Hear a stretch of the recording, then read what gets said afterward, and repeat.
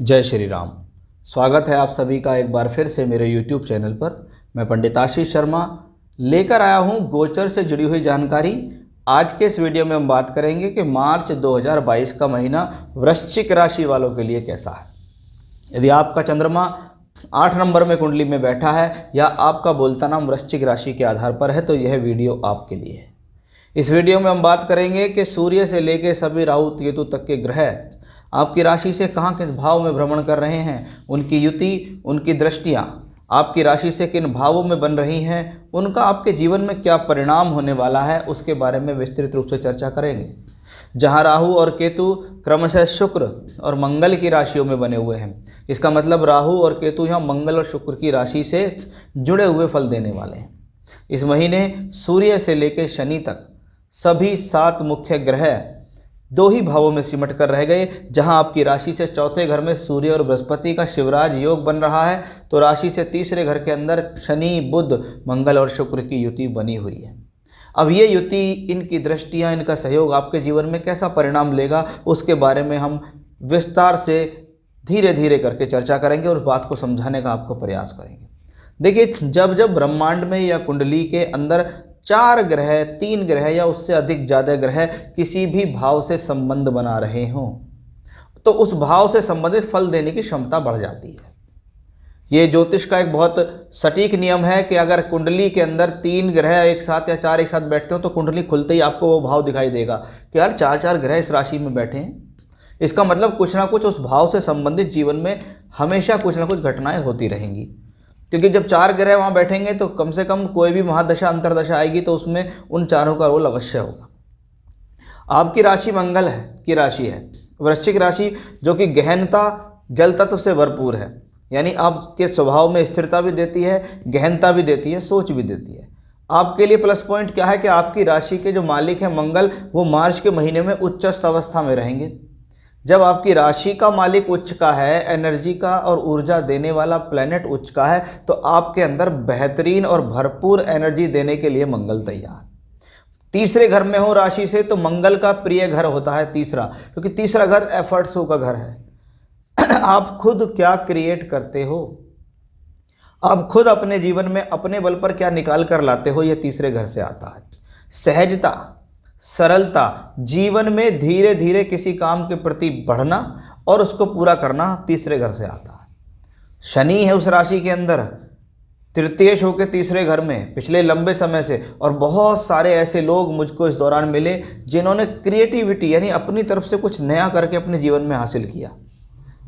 Tour से, travelling से, यात्राओं से, छोटी बड़ी यात्राएं की, अपने काम को दूर दूर तक पहुंचाने का प्रयास किया, चाहे वो इलेक्ट्रॉनिक मीडिया हो, चाहे वो प्रिंट मीडिया के आधार पर हो। अपने आप को दूर दराज के लोगों से जोड़ा, भारत में रहते हुए भी और विदेशों से जुड़कर भी ऐसे लोगों ने संपर्क बनाया, क्योंकि शनि तीसरे घर में बैठ के द्वादश भाव पे दृष्टि देते हैं।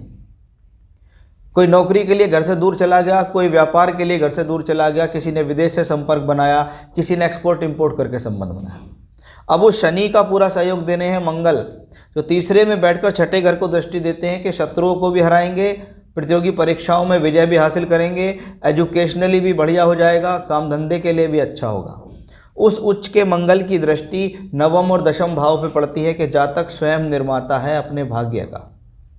जातक अपने भाग्य को बनाने के लिए किसी से सहयोग नहीं ले रहा, किसी के सामने हाथ नहीं फैला रहा, वह अपने काम करता है, ईश्वर पे विश्वास करता है और भगवान उसका साथ देते हैं। क्योंकि जब भाग्य स्थान पर उच्च ग्रह की दृष्टि हो तो इसको कहते हैं ईश्वरीय कृपा प्राप्त होना। तो मंगल की दृष्टि दशम भाव पर भी पड़ी और दशम भाव पर पड़ी हुई दृष्टि कार्य क्षेत्र के अंदर अचानक से प्रगति देने वाली होती है, क्योंकि मंगल की 8वीं दृष्टि दशम भाव में पड़ रही है। तो शनि के साथ साथ मंगल का भरपूर सहयोग आपको कार्य क्षेत्र में सफलता की तरफ ले जा रहा है। अब इस योग के अंदर एक शुक्र ग्रह की इन्वॉल्वमेंट भी हुआ। वो शुक्र सप्तम भाव, जहाँ से हम फॉरेन ट्रैवलिंग देखते हैं, तो वो 12th house also known for foreign travelling, यानी 12वें घर का मालिक भी आपको दूर दराज की यात्राओं कराता है। और वो शुक्र तीसरे घर में गया। प्रतिभाओं को निखारने का समय है। जिस चीज़ का आपको वेट है कि मैं अब कुछ बड़ा कर लूँ, या मेरी लाइफ में ये काम हो जाना चाहिए, क्या मेरा ट्रांसफ़र हो जाना चाहिए, चाहे मैं नौकरी देश में कर रहा हूँ, चाहे मैं नौकरी विदेश में कर रहा हूँ, क्या मुझे ट्रांसफ़र करके फ़ायदा मिल जाएगा, क्या मेरा ट्रांसफ़र हो जाएगा। तो हाँ, ये वो समय है जिसमें आपका तबादला हो सकता है, जिसमें आपके जीवन में परिवर्तन आ सकता है। आप चाहते हैं बाहर के लोग मुझसे संपर्क करें, जिनसे साथ आपकी डीलिंग चल रही है, उनके साथ मिलकर आपके जीवन में कुछ हो जाए, तो उस लिहाज से ये कॉम्बिनेशन बहुत बेटर हुआ। अब इसके साथ बुध भी बैठे हैं, एकादशेष बुध, लाभ का मालिक जब तीसरे में, तो उसको कहते हैं लाभ प्राप्ति के लिए स्थान बदल लो, फायदा मिल जाएगा। यानी ऐसे समय में जिन लोगों को परिवर्तन चाहिए वो परिवर्तन निश्चित होगा, लेकिन ट्रांसफ़र के साथ। ट्रांसफ़र कर लिया, परिवर्तन कर लिया, फिर जाके कुछ हुआ, ये नौकरी वालों के लिए तो बहुत ही ज़्यादा ज़रूरी है। ये मैंने कॉम्बिनेशन बहुत बार देखा है कि जब इस प्रकार का कॉम्बिनेशन थर्ड हाउस में बन रहा हो और सवाल आपका हो कि क्या ट्रांसफ़र होगा, क्या परिवर्तन होगा, क्या वो ट्रांसफ़र पैसा बढ़ के होगा, तो हाँ, आपके पास समय है कि आने वाले 40 से 50 दिन आपके पास ज़रूर ऐसे हैं कि ग्रहों की भूमिका ऐसी बनाती है कि आपको परिवर्तन के साथ लाभ मिलेगा। राशि से तीसरे घर में है, आपके सेल्फ एफर्ट्सों में कमी नहीं है।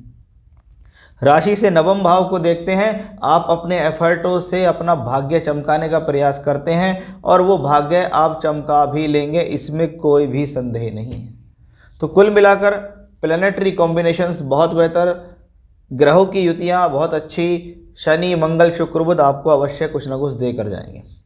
अब सूर्य बृहस्पति का राजयोग कहाँ बन रहा है, दशम, चौथे घर के अंदर। शिवराज योग जब चौथे घर में हो तो जो लोग जनता से जुड़ा हुआ काम करते हैं, जिनके कोई भी काम ऐसा हो कि हाँ जी, जब तक मुझसे जनता संपर्क नहीं करेगी तब तक मेरा काम नहीं होगा, तो उस लिहाज से अच्छा कॉम्बिनेशन। राजनीति का क्षेत्र हो तो उसमें एक अच्छी सफलता का योग दिखाता है ये, क्योंकि बृहस्पति तो धनदायक है ही, दूसरे और पंचम के मालिक हैं, तो विद्या बुद्धि ज्ञान शिक्षा संतान के सहयोग के लिए अच्छा। सूर्य दशमेश है, ऐसे समय में कॉमर्शियल प्रॉपर्टी खरीदने का भी योग बन जाता है। ऐसे समय में भूमि जमीन जायदाद से संबंधित कार्यों में फायदा मिल जाता है। सूर्य और बृहस्पति दोनों दशम भाव को देख रहे हैं और मंगल के उच्च होने की दृष्टि भी दशम भाव पर है, यानी इस दौरान कार्य क्षेत्र को लेकर कुछ बड़ा फायदा होने वाला है।